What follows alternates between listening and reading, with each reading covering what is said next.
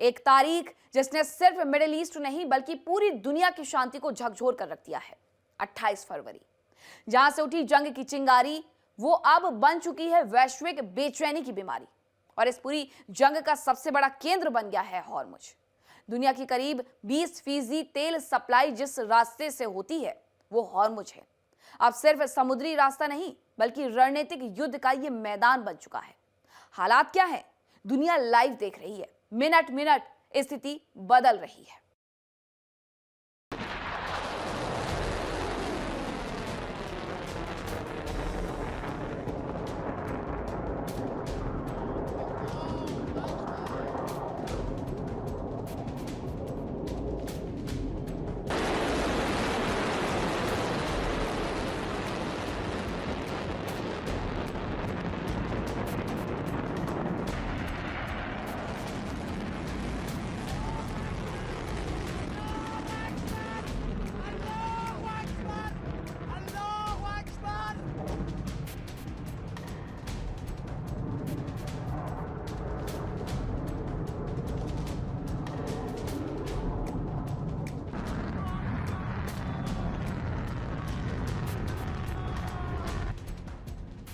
अट्ठाईस फरवरी से middle east में जंग की जो आग सुई, उसने पूरी दुनिया की शांति को जलाकर भस्म कर दिया।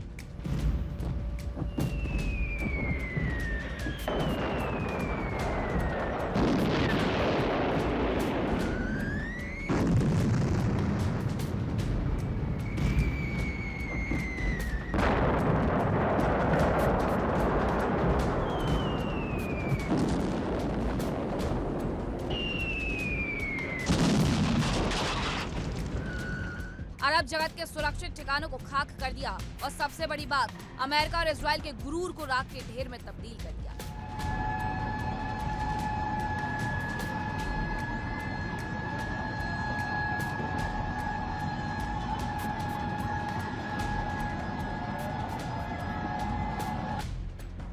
जंग के दौरान हॉर्मुज सबसे अहम मुद्दा रहा।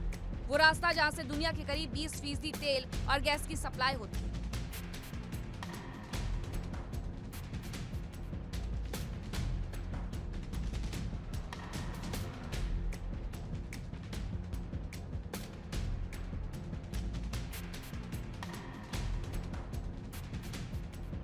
अमेरिका लाख चाह कर भी इस रास्ते को खुलवा नहीं पा रहा था। आखिरकार युद्ध विराम हुआ। पहले दौर की वार्ता हुई जो नाकाम रही और अमेरिका ने खुद ही हॉर्मुज पर पहरा बैठा दिया। अमेरिका का हॉर्मुज पर एक्शन ज्यादा समय नहीं चल पाया। माना जा रहा है कि चीन से टकराव को देखते हुए अमेरिका ने जल्द ही नाकेबंदी को हटा लिया और अब ईरान ने भी इस रास्ते से अपना पहरा हटा लिया।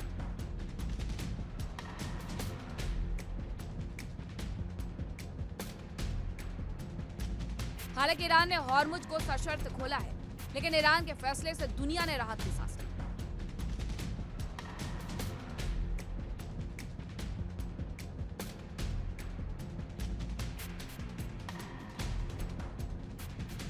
लेबनान में सीज फायर लागू होने के बाद ही ईरान ने स्ट्रेट ऑफ हॉर्मुज खोल दिया। इस घोषणा से कच्चे तेल की कीमतों में गिरावट आई है और वैश्विक अर्थव्यवस्था को बड़ी राहत मिली।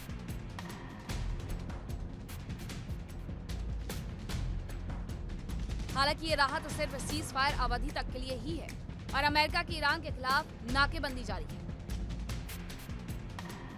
ईरान की शर्त थी कि लेबनान समेत सभी मोर्चों पर एक साथ युद्ध विराम लागू होना चाहिए।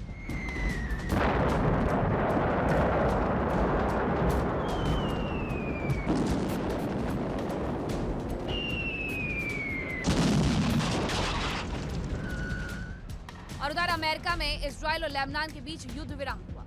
लेबनान में विस्थापित लोग घरों को लौटने लगे तो ईरान ने भी हॉर्मुज का दरवाजा सबके लिए खोल दिया।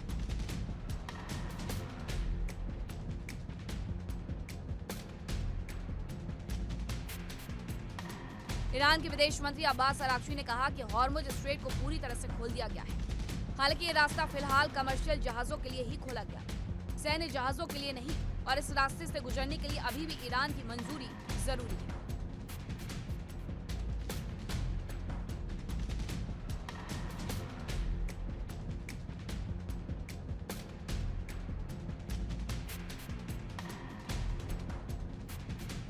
ईरान के फैसले का बाजार ने भी स्वागत किया। कच्चे तेल के दाम गिरकर $85 प्रति बैरल तक आ गए। इससे महंगाई से जूझ रहे दुनिया के कई देशों ने राहत की सांस ली। हॉर्मुज स्ट्रेट खुलने के बाद माना जा रहा है कि ईरान और अमेरिका किसी समझौते तक पहुंच सकते हैं।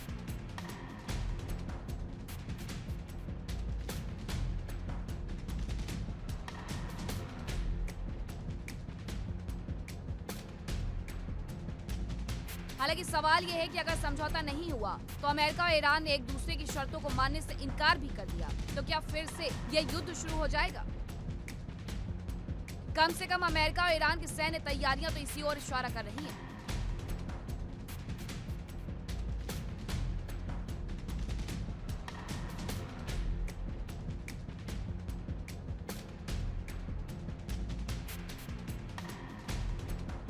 अमेरिका और इजरायल हमेशा से ईरान के परमाणु कार्यक्रम के विरोध में रहे। पिछले साल 12 दिन के युद्ध के दौरान भी ईरान के परमाणु संस्थानों पर हमले किए गए थे और इस बार भी अमेरिका और इजरायल ने ईरान की न्यूक्लियर फैसिलिटीज को निशाना बनाया।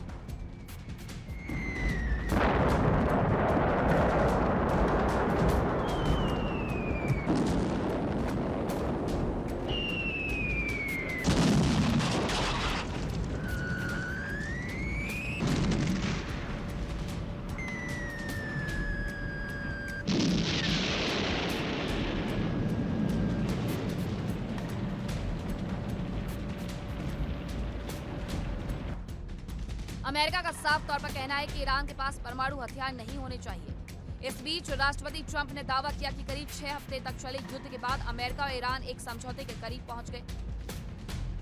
उन्होंने कहा कि ईरान अपना समृद्ध यूरेनियम अमेरिका को सौंपने पर सहमत हो गया।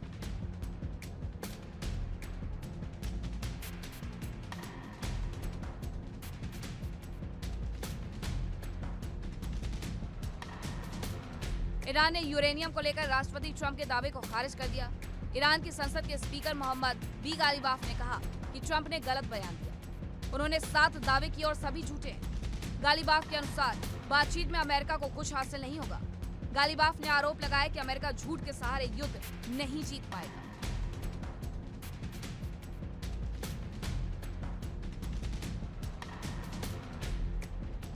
गालिबाफ ने साफ तौर पर चेतावनी देते हुए कहा कि अगर हॉर्मुज पर नाकेबंदी जारी रही तो हॉर्मुज स्ट्रेट को एक बार फिर बंद किया जा सकता है। गालिबाफ के मुताबिक हॉर्मुज से जहाजों का गुजरना ईरान की इजाजत पर निर्भर करेगा।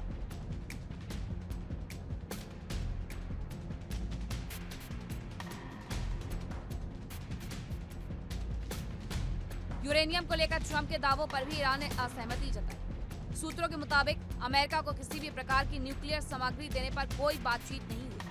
सूत्रों का दावा है कि फिलहाल बातचीत में कोई खास प्रगति नहीं हुई और आगे भी बातचीत का जारी रहना ईरान की सभी शर्तों को मानने पर निर्भर करेगा।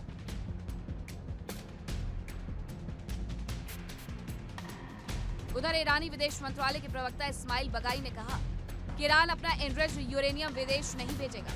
सरकारी मीडिया को दिए एक इंटरव्यू में बगाई ने कहा कि ईरान का एनरिच्ड यूरेनियम कहीं भी नहीं भेजा जाएगा। अमेरिका को यूरेनियम भेजना हमारे लिए कोई विकल्प नहीं रहा।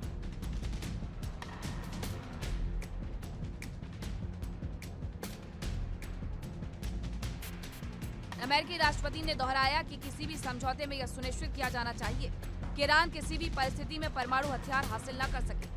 उन्होंने यूरेनियम संवर्धन पर रोक लगाने के विचार को खारिज कर दिया और इस बात पर जोर दिया कि प्रतिबंध स्थायी होने चाहिए। ट्रंप ने कहा कि सबसे महत्वपूर्ण बात ईरान को परमाणु हथियारों से दूर करना है और चेतावनी दी गई अगर ऐसा नहीं हुआ तो इसके गंभीर परिणाम हैं। ट्रंप ने यह भी दावा किया था कि पिछले कुछ समय में हुई बातचीत में ईरान का रुख लचीला दिखा। हालांकि सूत्रों का दावा है कि वार्ता अभी भी अधूरी है और अंतिम समझौते से बहुत दूर।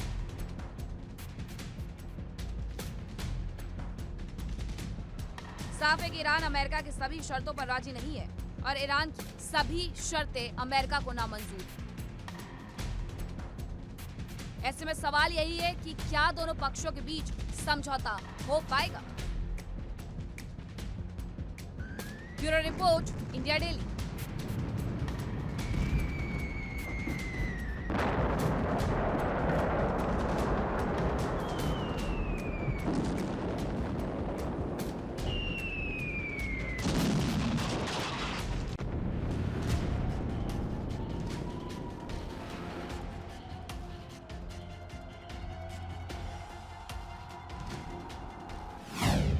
यूरेनियम पर डील या ड्रामा, अमेरिका का दावा, ईरान का इनकार। करीब 6 हफ्ते के तनाव और सैन्य टकराव के बाद अमेरिका और ईरान के बीच बातचीत निर्णायक मोड़ पर बताई जा रही है। इस बीच व्हाइट हाउस से ट्रंप ने बड़ा दावा ठोक दिया। ईरान अपने समृद्ध यूरेनियम भंडार को सौंपने को तैयार है, यानी परमाणु हथियार की सबसे बड़ी ताकत अब अमेरिका के हाथ में आ सकती है।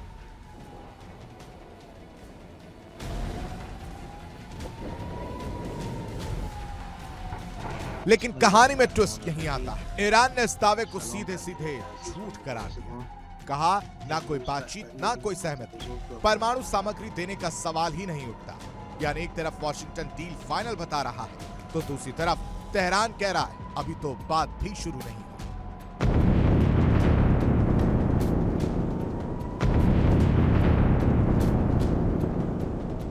अमेरिका चाहता ईरान कभी भी परमाणु हथियार ना बना सके और इसके लिए स्थायी प्रतिबंध लगाए जाए, लेकिन ईरान की शर्तें अलग हैं। वो हर कदम को अपनी शर्तों से जोड़ रहा है और यही वजह है कि बातचीत अभी भी अधर में लटकी है।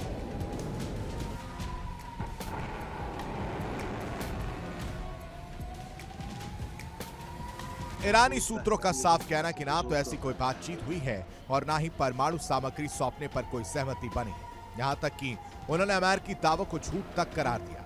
यानी जिस समझौते को लेकर वॉशिंगटन उत्साहित दिख रहा है, उसी पर तेहरान पूरी तरह से असहमति जता रहा है।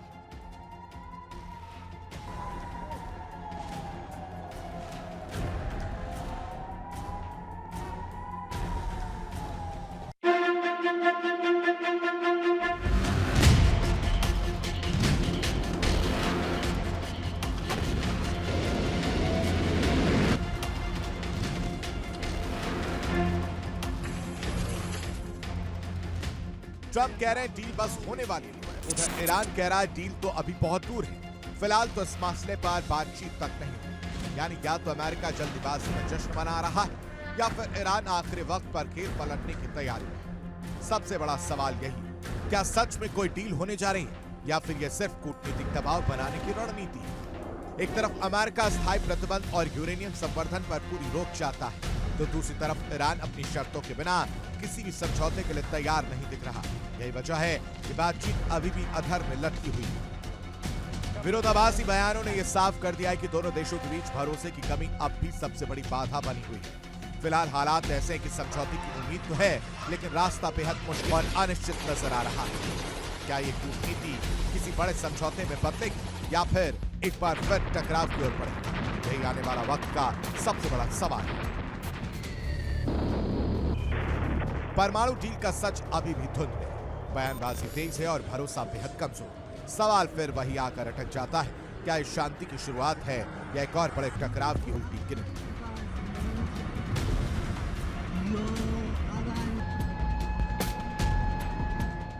Bureau report, India daily.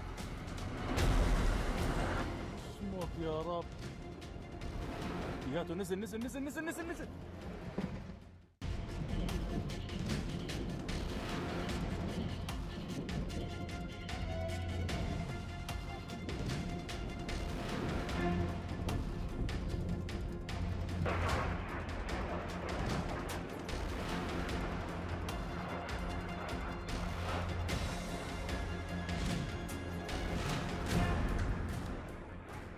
America और इजराइल की बमबारी से ईरान का जर्रा जर्रा दहल गया है। ईरान के 12,000 से ज्यादा ठिकानों पर बमबारी की गई।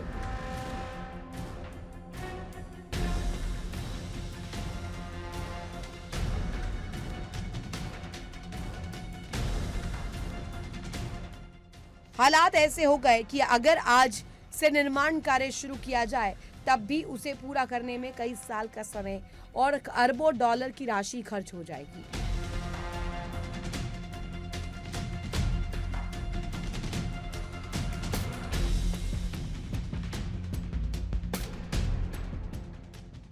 इस जंग ने जहां एक ओर ईरान को बर्बाद किया, तो वहीं अब पर्यावरण पर भी गंभीर खतरा मंडरा रहा है, जिससे लोगों की सेहत पर संकट खड़ा हो गया है।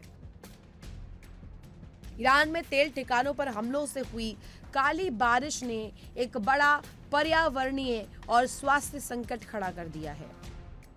दरअसल अमेरिका और इजराइल ने ईरान के तेल के कुओं पर हमला किया, जिससे कच्चे तेल का पूरी तरह से दहन नहीं हो पाया और जहरीले कण और काला धुआं वातावरण में घुल गए। खबर है कि इसकी वजह से जहरीली बारिश हो रही है। ये स्थिति बच्चों, बुजुर्गों और गर्भवती महिलाओं के लिए बेहद खतरनाक है। मार्च 2026 में तेहरान और करज के आसपास तेल डिपो, रिफाइनरी और ईंधन स्टोरेज साइटों पर हमलों के बाद ब्लैक रेन यानी काली और जहरीली बारिश की घटनाएं सामने आई। वैज्ञानिकों का कहना है कि इसका असर आने वाले कई दशकों तक बना रह सकता है। बताया जा रहा है कि तेहरान के शहरान अकदासिया, करज और तेहरान रिफाइनरी जैसे प्रमुख तेल ठिकानों पर हमलों के बाद लाखों लीटर कच्चा तेल जल गया। वैज्ञानिकों के मुताबिक ब्लैक रेन में कई जहरीले तत्व मौजूद होते हैं। इनमें PM 2.5 particles, sulphur dioxide, nitrogen oxide, polycyclic aromatic hydrocarbon यानी PAH और भारी धातुएं शामिल हैं। एक्सपर्ट्स के मुताबिक इससे आंखों में जलन, गले में खराश, लगातार खांसी, सांस लेने में दिक्कत, अस्थमा, त्वचा पर जलन और एलर्जी जैसी समस्याएं हो सकती है। साफ है कि जंग से ईरान का जो नुकसान हुआ है वो अलग है, लेकिन इंसानियत को बहुत बड़ा नुकसान हुआ है, क्योंकि इन बीमारियों से कई मासूम लोग प्रभावित हो सकते हैं। Bureau report, India daily. देखिए इंडिया डेली 24/7 अब आपकी स्मार्ट टीवी पर। इंडिया डेली मौजूद है सभी डिजिटल प्लेटफॉर्म पर लाइव और लगातार। इंडिया डेली 24/7 हर दिन राष्ट्र को समर्पित।